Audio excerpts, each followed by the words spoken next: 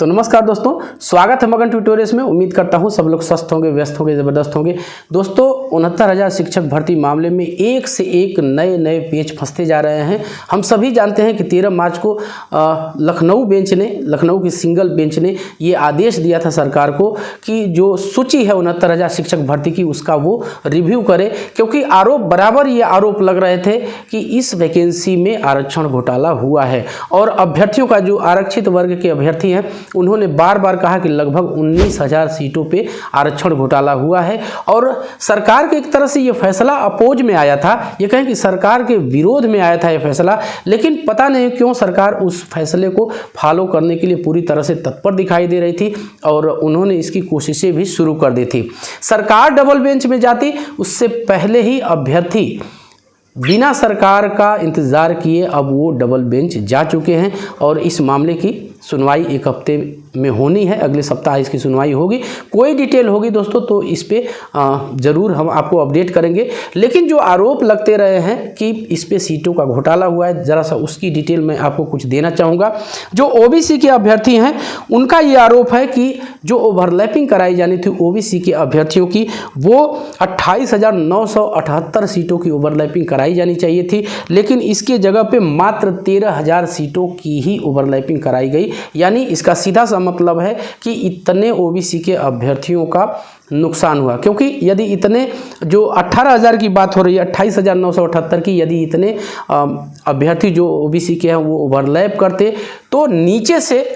क्योंकि वो ओवरलैप करते तो वो जनरल में जाते तो इतनी सीटें जो है नीचे इन अभ्यर्थियों को मिल जाती। वहीं अब दूसरा देख लीजिए, जो एससी के अभ्यर्थी हैं उनका भी कहना है कि लगभग 5,000 सीटों पे जो है एससी के कैंडिडेट्स उनकी ओवरलैपिंग होनी चाहिए थी, लेकिन उसकी जगह पे मात्र 1,700 के लगभग ही सीटों पे ओवरलैपिंग इनकी की गई है। तो आरक्षण का एक बड़ा घोटाला किया गया है अकॉर्डिंग टू जो कैंडिडेट्स हैं, और ये पूरी तरह से इंश्योर है अभ्यर्थी, इसीलिए कहीं ना कहीं कोर्ट के फैसले से वो सेटिस्फाई नहीं है और लगातार ये प्रयास कर रहे हैं कि सिर्फ रिव्यू का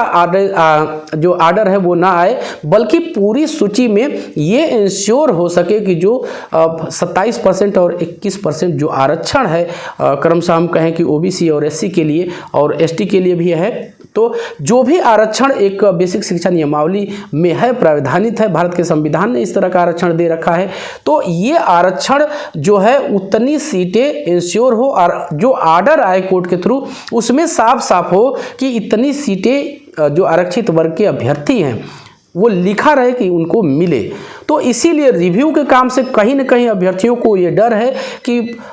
शायद सरकार फिर से वही कोई हिला हवाली काम करेगी और ये रिव्यू का काम से वो संतुष्ट नहीं है, क्योंकि फिर से उसी तरह से करके सूची जारी कर दी जाएगी। तो ऐसा नहीं चाहते हैं, वो बिल्कुल इंश्योर होना चाहते हैं कि जो आरक्षण दिया गया है, जो प्रावधान है उतना आरक्षण मिले, और इसी आशय का कोर्ट से आर्डर भी मिले ताकि सरकार को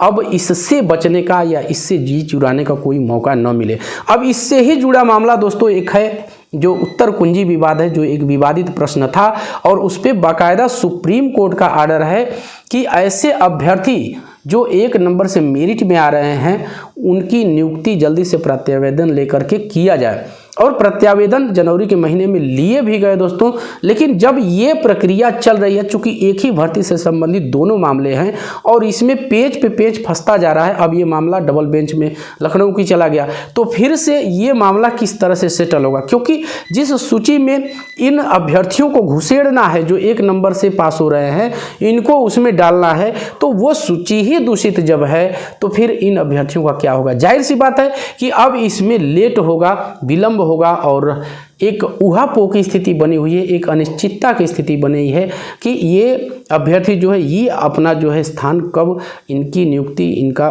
जो अपॉइंटमेंट है वो कब होगा। तो फिलहाल तो 1 हफ्ते के बाद सुनवाई है इसकी। जैसे ही कोई इस संबंध में डिटेल आती है दोस्तों तो हम ज़रूर आपको अपडेट करेंगे। और एक चीज़ ज़रूर आपसे कहना चाहेंगे कि इस चैनल पे साफ़ सुथरी, स्वच्छ और निष्पक्ष जानकारी, ऑथेंटिक जानकारी दी जाती है, इसलिए आपसे रिक्वेस्ट रहेगी कि हमें ज़्यादा से ज़्यादा सपोर्ट करें। तो बस दोस्तों यही था आज की इस वीडियो में। उम्मीद करते हैं कि आपकी जो ये अपडेट है आपको पसंद आई होगी। और चलते चलते एक रिक्वेस्ट जरूर आपसे करना चाहूँगा कि कृपया आप इस चैनल को लाइक, शेयर और सब्सक्राइब ज़रूर कीजिए दोस्तों। जब आप ऐसा करते हैं तो हमें एक मोटिवेशन ज़रूर मिलता है। मिलते हैं अगली वीडियो में, तब तक के लिए नमस्कार।